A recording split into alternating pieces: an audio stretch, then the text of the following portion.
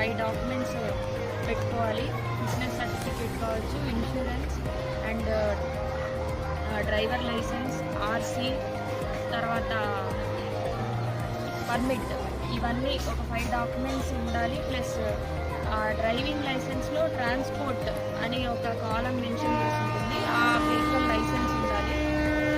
వీటన్నిటిని చెక్ చేసినప్పుడు ఆదోనిలో ఆల్మోస్ట్ ఆల్ కంప్లీట్ అయ్యాయి. ప్రతి స్కూల్ అండ్ కాలేజెస్లోనూ ఈ 5 certificates up to date maintain చేస్తున్నారు యాజ్ పర్ ఎంఈఐ గారి ఇన్స్పెక్షన్ ప్రకారం.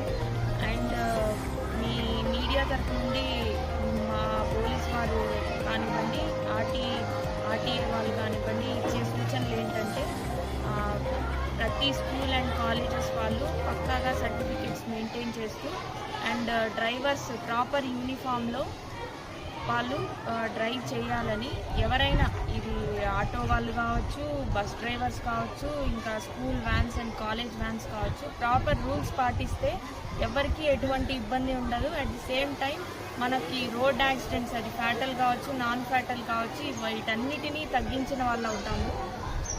అండ్ స్పీడ్ లిమిట్ కూడా మనకు ఎంత స్పీడ్ లిమిట్లో వెళ్ళాలో అంత స్పీడ్ లిమిట్లోనే వెళ్తే ఇలాంటి స్కూల్ వ్యాన్స్ కానివ్వండి, కాలేజ్ వ్యాన్స్ కానివ్వండి, ఏవి కానీ యాక్సిడెంట్స్కి గురవ్వకుండా ఉంటాయి.